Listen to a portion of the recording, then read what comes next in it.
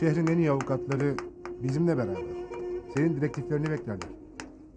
Bak Azat, yaşadıklarımızdan geriye baktığımızda aşiret hesaplaşmalarında hiçbir kadına kurşun sıkılmadı. Çocuklar katledilmedi. Biz bir oyuna sürüklenmekteyiz.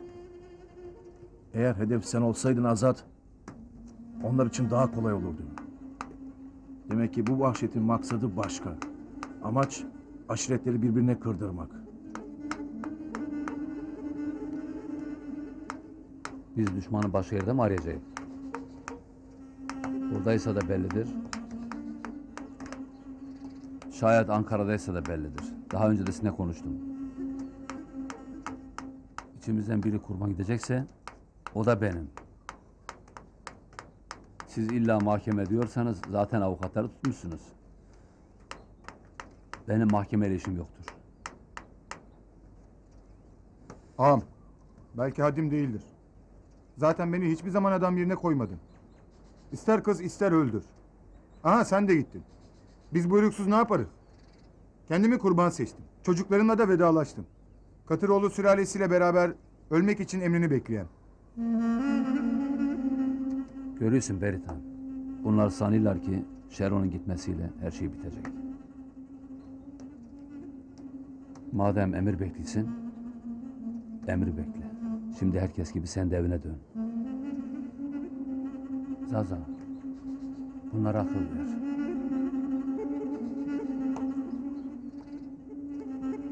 Sabri şu atımı getir hele.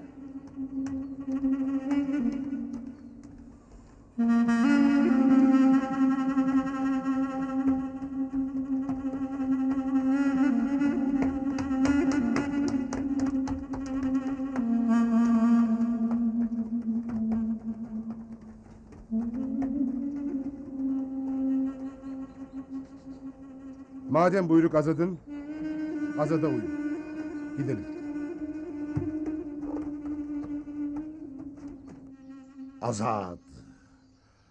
Azat.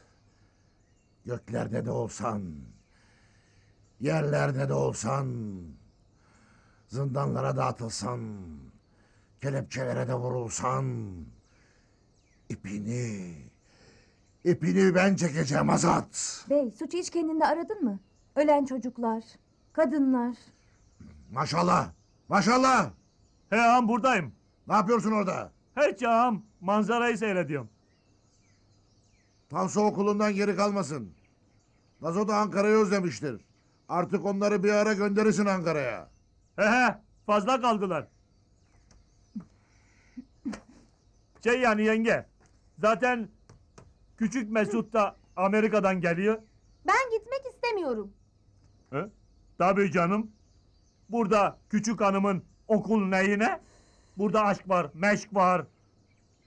Aşk meşk tanımam kardeşim. He ağam. Yerden göğe kadar haklısın.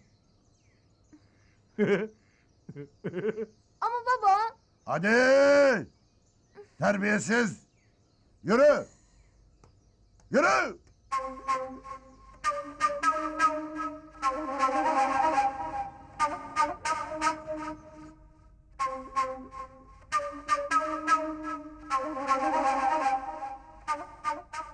Amin.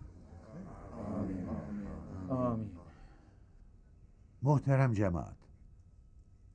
Gün birlik ve beraberlik günüdür. Bugün dayanışma günüdür. Azat için, Hacı Ali Drejan ailesi için, ölenleri için ne düşündüğünüzü biliyorum. Öfkeyi, kini, nefreti bir tarafa bırakacağınızı biliyorum. Şu an Azad'ın da, arkadaşlarının da barış istediğini hissediyorum. Gelin barışa elçi olalım. Şero Katıroğlu'nun oyunlarına alet olmayalım. Şimdi aramızda çok muhterem bir öğretmenimiz var. Gördüm, şahit oldum ve olmaktayım. O da bizim gibi düşünür. O da çocuklarımızın geleceği için geçmişteki öğretmenlerimizi aratmayacaktır. İnanıyorum buna. Her konuda yanımızda olacağına inanıyorum. Onun selamlarını sizlere iletiyorum. Onu da yalnız bırakmayalım. okulun açılmasından bu yana bana ilettiği okulla ilgili sorunların başında okulun suyunun akmadığını, gerçekten okulun badana boyaya ihtiyacı olduğunu bana iletti. Ona yardımcı olmanızı istiyorum. Allah hepinizden razı olsun. Daha iyi çalış. Aferin sana.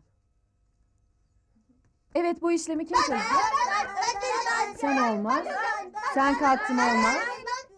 Gel Elif, sen çöz. Bu işlemi sen yap. Hadi bakalım.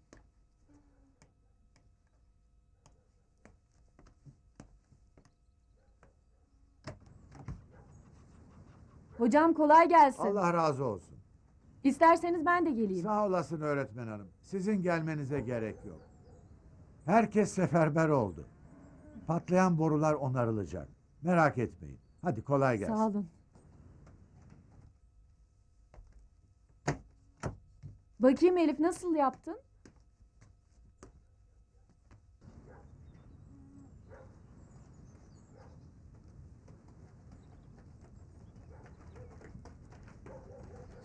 Aleykümselam. Hocam hayırdır? Ne bu kazma kürek? Hayırdır evlat? Okulun su boruları patlamış. Onarmaya gidiyoruz. Hadi güle güle.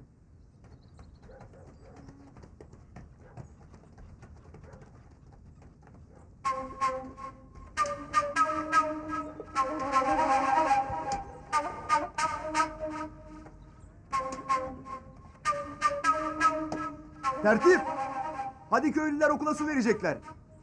Bu deli kadın nereye gider? Azad'ın atı gibi dolaşır durur. Desene bu köyde adam da hayvan da kafayı yedi mi dağ taş dolaşıyor. Anlaşılan imam da kafayı yemiş. Kazma küreği almış dağ taş dolaşıyor.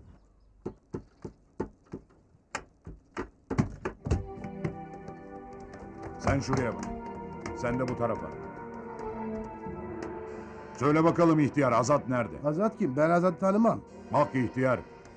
Doğruyu söylemezsen doğruyu söyletirim sana. Dün Azat'ın atını nallamışsın. Bakın komiser, ben nalbandım. Herkes gelir bana atını nallatır.